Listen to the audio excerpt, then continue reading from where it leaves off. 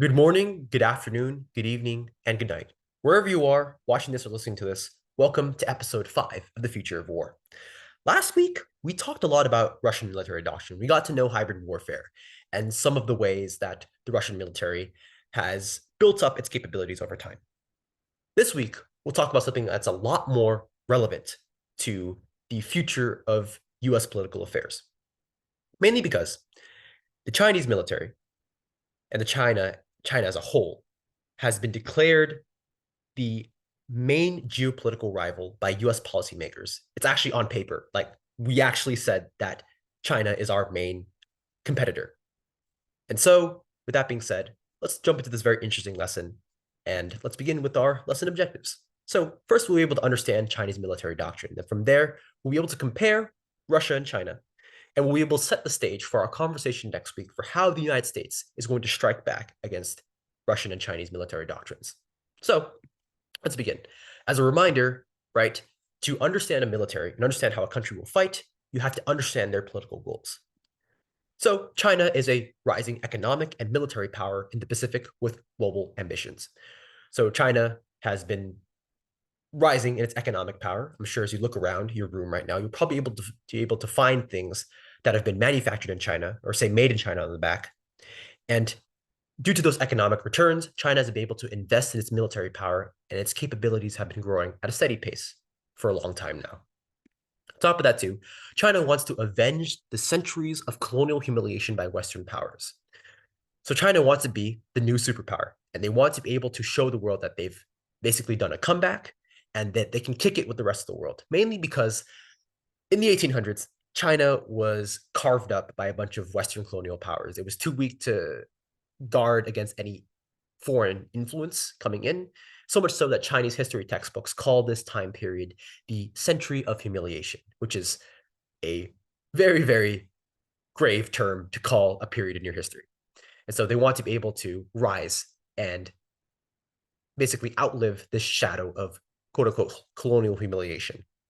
On top of that, too, much like the Russians, they want to chip away at US hegemony over world politics. So, what's stopping China from gaining all of these objectives and achieving them? So, first of all, we have to look back at the map. So, operationally, China is boxed in on all sides.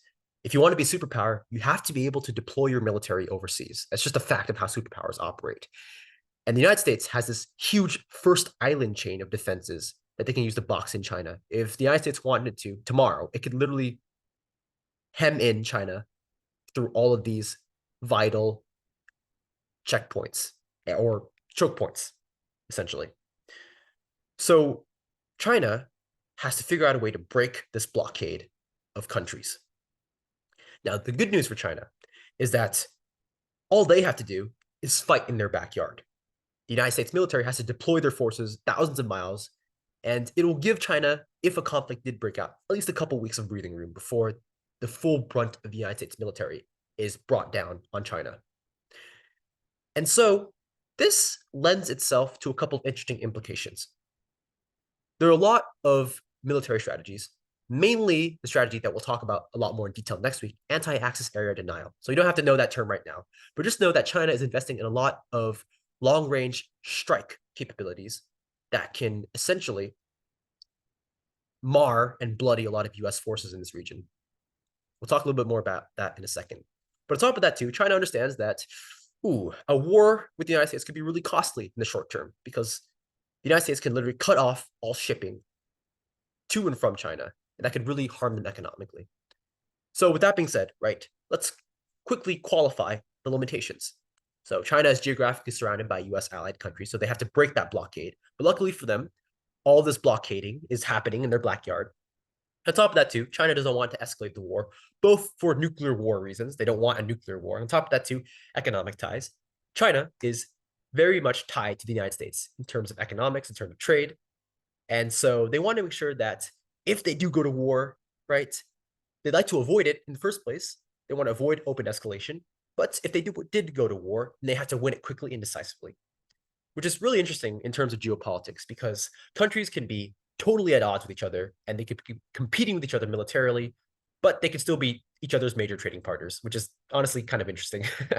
So let's talk about Chinese military doctrine and how China is able to achieve its strategic goals with all of this context in mind. So I want you guys to know the three warfares concept. So in Chinese military doctrine, China will essentially do everything it can and operate in a way to help maximize its advantage in terms of information, in terms of legal affairs. So this is very much human domain stuff, right? They want to be able to have people think of China favorably, have people employ and regurgitate pro-China narratives. On top of that, too, they want to have legal cover. We'll talk about that in a second. On top of that, too, cyber warfare is obviously something that China appreciates. Nothing that can harm them, essentially, if they engage in the cyber domain. So essentially, this is hybrid warfare, Chinese style. So let's talk about a very interesting case study for how China utilizes hybrid warfare in this context. So here is a map of the South China Sea. So if you took the map that we saw earlier, kind of move south mentally, and now we have the countries of Vietnam, Cambodia, Laos, the Philippines, Malaysia, Brunei down here as well, Indonesia. So essentially, here is the context. Every country that has a border with the ocean, has a coastline, has something called an EEZ, or an exclusive economic zone. And essentially, an EEZ dictates that within 200 miles, 200 nautical miles of the country's coastline, you can do whatever you want there. So if you find oil there, it's yours to extract. You can fish, you can do scientific explorations, whatever the hell you want within 200 nautical miles. But beyond 200 nautical miles is international waters, international laws apply, and you're not able to do whatever you want. Pretty simple, right? Well, China has taken this concept and thrown it completely on its head, as they claim to control the entire South China Sea, according to this 9-dash line right here that you can see in green. Hopefully you can see it. I don't know if it's too clear on your guys' screens. But that is a huge, huge, outrageous claim.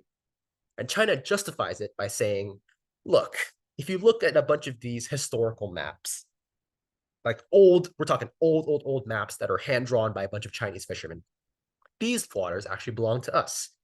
Or maybe they'll say something like, well, it's in the name South China Sea, right? So it belongs to China. But unfortunately, international law does not recognize this. In fact, China has tried to argue to the world that this belongs to them, but a lot of people just aren't believing them. On top of that, too, they want to control this region because, one, the South China Sea has a lot of hydrocarbon deposits, so a lot of fuel at the bottom of the ocean that they want to extract for themselves. On top of that, too, there are a lot of islands here that they can utilize to help kind of control this area. And if they control this area, they can essentially help break the first island chain link between the Philippines and Taiwan. On top of that, too, if the US tries to try anything coming up from Malaysia, they can essentially just kind of stop that to the best of their ability. So it's advantageous for China to keep this area. And so, what are some tactics that China has employed in this region? So, first and foremost, anytime there's an island or anytime that there kind of is a coral reef or a coral atoll sticking out of the ocean, China has wanted to build artificial islands or to kind of help renovate these islands in order to be able to use them for military purposes. So a lot of examples of China basically building airfields, building early warning stations with early warning radar, building also some areas for tourists as well, for Chinese citizens to come live there as well. And so this is very interesting because China essentially wants to build their infrastructure in this region to help legitimize their claims. It's part of that twofold information and legal warfare. They've actually gone to the international court and they tried to argue that due to these islands existing and belonging to them, they claim that, hey, the exclusive economic zone thing should apply to us, right? 200 nautical miles, right? And the international court has basically decided, yeah, no, that's not going to fly. But what can the international court do outside of a strong condemnation on paper? China has just ignored anything that the international court has claimed regarding these islands. So that's something that's information, something that's very legal, right? They're trying to basically maneuver in the human domain and get people to believe that, yeah, these islands belong to us. On top of that, too, right, they're trying their best to kind of have some legal cover in that aspect as well. So the second part, very interesting as well, is the fact that they're using undercover, quote unquote, fishermen to harass anyone in the region. So let's say, for example, if you're a Vietnamese fisherman fishing off the coast of one of these Chinese artificial islands, there's a high chance that you'll probably bump into a bunch of unmarked fishing vessels that are from China that will ram you, shoot water cannons at you, blast loud music in your direction, or blast orders for you to leave. And they'll basically just act very aggressively towards you and just be just a pain in the butt for you to deal with. So China utilizes these quote unquote undercover fishermen for a multitude of reasons. One of them being that sending fishermen down there is a lot less provocative than actually sending your actual navy down there. So if you set your navy down there, there would be a huge uproar. These countries that China is having conflict with might potentially deploy their conventional forces, and that could lead to a huge escalation. Remember, China does not want to provoke anything with the world or the United States. And so on top of that, too, these fishermen are technically civilians. And so if any country decides to take military action against these fishermen, then China can basically claim to the world that, oh my God, these other countries are harassing, killing, injuring innocent civilians. And that gives them kind of the legal moral high ground. On top of that, too, a lot of disinformation and pro-Chinese narratives are spread on the internet. There's actually a wing of the Chinese military called the 50-cent Army. They get that name because they get 50 cents for every pro-Chinese story and narrative that they spread on the internet. On top of that, too, the Chinese Coast Guard regularly patrols the area. So it's kind of a 1-2 punch with the undercover fishermen. So the Chinese Coast Guard is used a lot here because the use of the Chinese Coast Guard kind of helps legitimize the implication that this is Chinese territorial waters, right? You don't normally use your Coast Guard to guard your coast. And so that kind of helps with that implication there.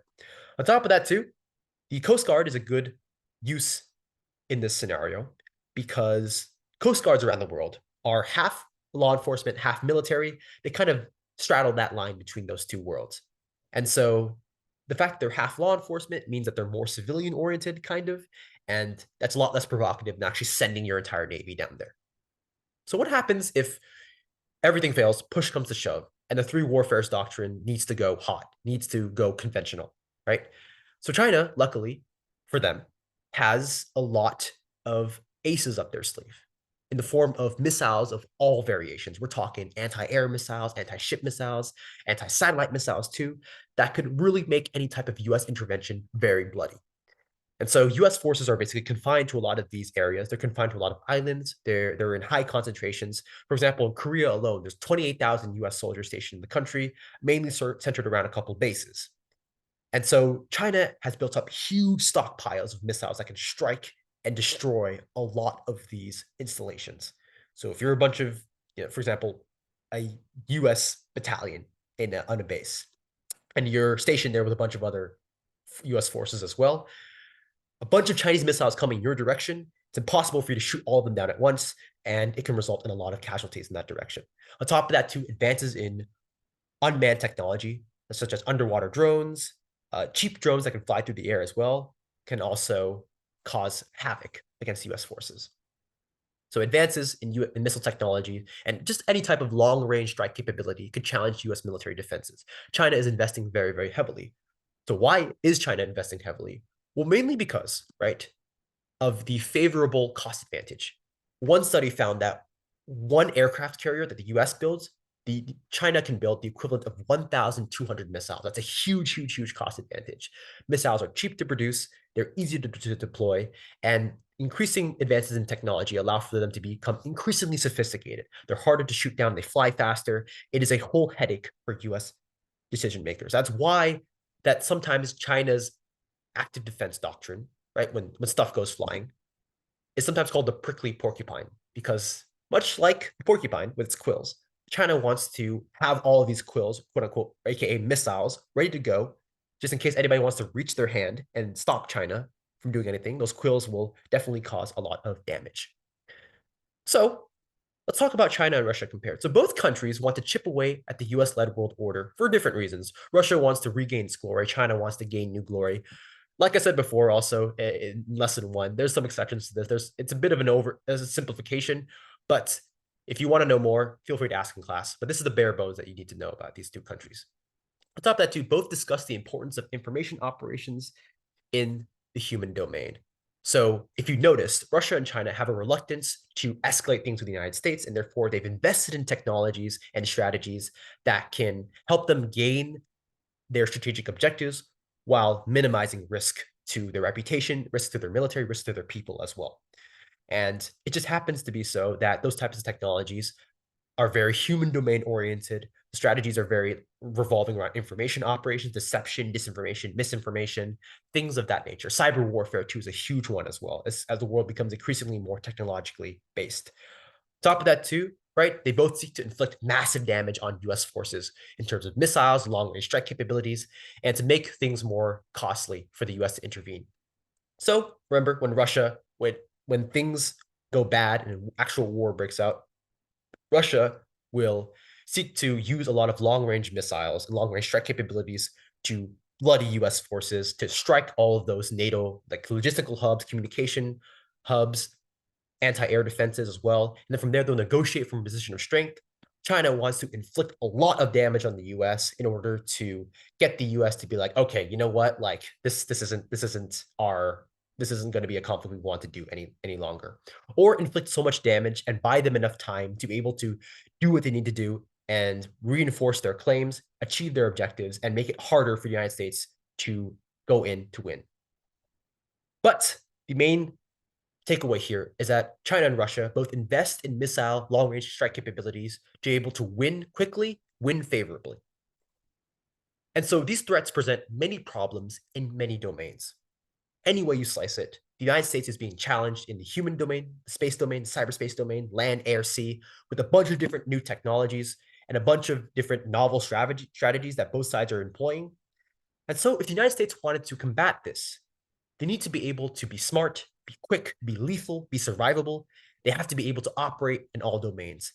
Henceforth, the United States must conduct something called multi-domain operations.